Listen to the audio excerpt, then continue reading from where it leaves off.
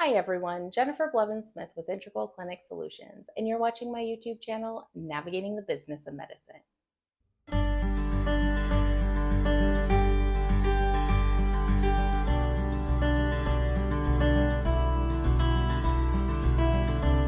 Today we're going to talk about business plans, budgets, and proformas.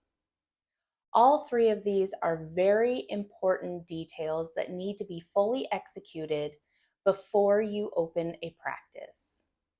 Not only are these important for opening a successful practice, but for also operating and continue to operate successfully in your practice. We're going to go through each one in the video today, and I'm going to explain why they're important, what their role is, and how they can help you continue to be successful if you utilize them correctly. First, we're going to talk about business plans. They answer the question what and why when starting a business. Not just healthcare practices use business plans. These are used widely across the nation from people, entrepreneurs who want to start up their own successful business. And you need to create it to answer the questions of what is the business going to be and why am I opening this practice? For you, it's a practice. For them, it would be a business, right? Not only is it a document to help you get bank loans for startup funds to be able to get everything you need to be set up for success, it's also something that you can utilize and should through the life of the business that will continue to grow with you as you expand and see the success. It's basically used to keep you on track. You can think of it as a roadmap to success, if you will. The business plan is something that puts it all out there, and your ultimate goal is here for the moment, right? When you're starting a practice, you have one goal. And then when you're in practice for about maybe 6 months to a year, your goals get different and they change because maybe you're getting close to reaching that first goal. And then you put another goal out there. And this is the roadmap on how you're going to get there. It's to help you critically think about the goals that you want, how to anticipate challenges, how to set the objectives realistically, and putting all of that together in one place to help you really identify if you can do this or not. There are a lot of people that start small practices and they fail and they close very quickly. And sometimes they might have a very successful business plan, but perhaps they didn't use it correctly, or it wasn't thorough enough, it wasn't detailed enough, or maybe they didn't have the other parts that need to go with it, which are the pro forma and the budget. And maybe they were missing a piece. We don't know, but something wasn't right. But you have to start with a very realistic, logical, detailed business plan. Now that we have the business plan discussed, we need to talk about the pro forma. The pro forma is the how much is it going to cost me? The pro forma is a very detailed, like to the number of chairs that you need to purchase for the entire practice, how much it's going to cost you, like down to the how many pencils, pens, paper. And it's going to be an itemized list in order for you to get the best picture of how to follow that roadmap from your business plan. This is going to be something that will help you with getting the loan for how much you need. You have to make sure that you are very conservative and you overestimate how much you're going to need. This is not the time to underestimate or think that you can cut corners here and here. Oh, this should be okay if I do this. No, you don't want to do that. It needs to be very realistic and say, okay, if I need this and I order this, this is the average cost I've looked up and I need this many of them. This is how much that item is going to cost me. And if I get this and I need this and I need that and I need this many of those, the average cost is this, and this is how much it's going to cost me. It helps you anticipate costs, but it also helps you figure out when you think you will be able to make it and to the point where you're making a profit, where you have profitability, right? So you go, okay, I have this pro forma. This is how much it's going to cost to start up. This is how much it's going to cost for ongoing for a while to operate, my overheads, and this is how much that I'm going to end up having to bring in to meet those overheads, those costs, and this is how much I'm going to need to make in order to break even, right? Where you're not making a profit, but you're not losing any money. And then you can also predict when you're going to reach profitability. I'm going to be very honest with you, depending on your geographical location, the type of medicine you practice, how many providers, your patient demographics, like which insurances you bill, it could take 1 to 2 years to see a profit in a medical practice. I know that there's a lot of money in healthcare, and doctors live usually a pretty decent life on a decent wage, but it takes a while to get there, just like any business. And it's going to be realistically a year to two. Like I said, there's all those other factors, but you have to keep that in mind. It's not done overnight. If it is, it's not very often, it's very rare. I've never seen it, I'm going to be honest with you. And a lot of small, especially private practices, have to wait at least a year or two to start seeing a profit. As I said, this will help you establish, hopefully, and estimate that break even point. It will help you establish when that profitability should begin. And it also will help you with revenue growth.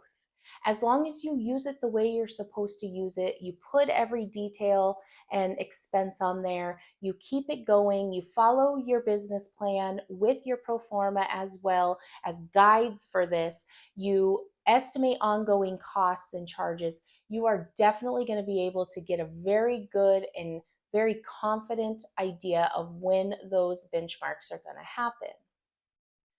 Once that all comes into play, we need to talk about the budget.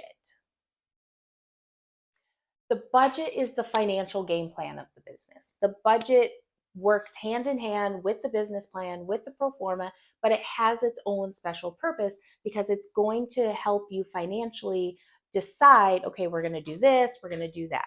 The game plan helps you set your revenue allocations appropriately to make sure that you're not overspending on something. People are very, very good at overspending because they don't have a solid understanding either of their operations, or they underestimate things and then they have to hurry up and make up for it and hire more people or buy extra supplies or something they missed because they didn't look over and check over and have a very detailed business plan or pro forma.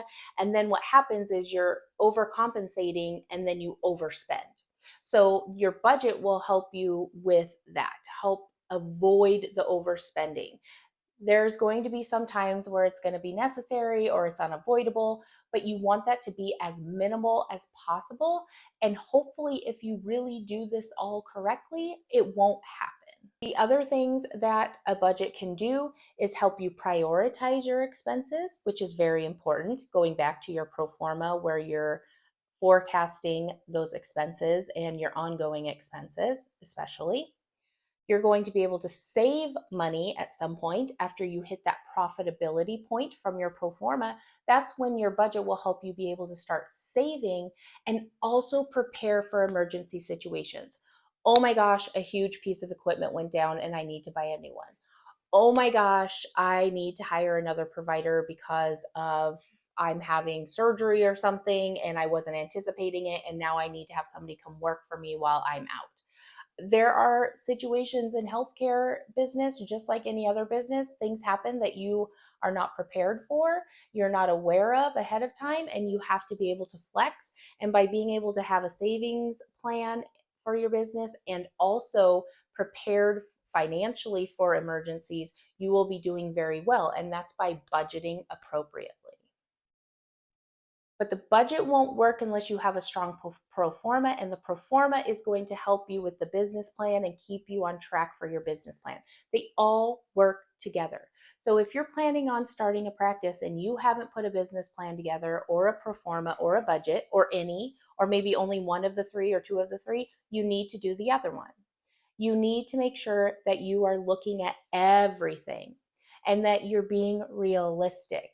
It's easy to be excited and kind of get these very kind of fantasy situations in your head, but that's not realistic. You have to consider deductible season like we're in right now, right? You have to consider that most of your bills are going to be reliant upon your patients paying their bills to you, because deductible season, most of the stuff goes to patient responsibility and not the insurance paying you, especially depending on what specialty you're in. And if that's the case, you could have planned all this out really well, anticipating the insurance payments, but you didn't factor into the patient part of having to pay you and the deductible situation and things like that. And that could hurt you. There's so many things. So you need to have somebody involved with this as you're developing the business plan, the pro forma, the budget, to try to help make sure that you're looking at things from all angles. Somebody who's experienced with startups, somebody who knows the healthcare business like me, or another consultant, or a very well experienced manager who's done it before, or maybe even a healthcare accountant, CPA. They would be great resources to use. And even with a consultant, you should have a CPA on board,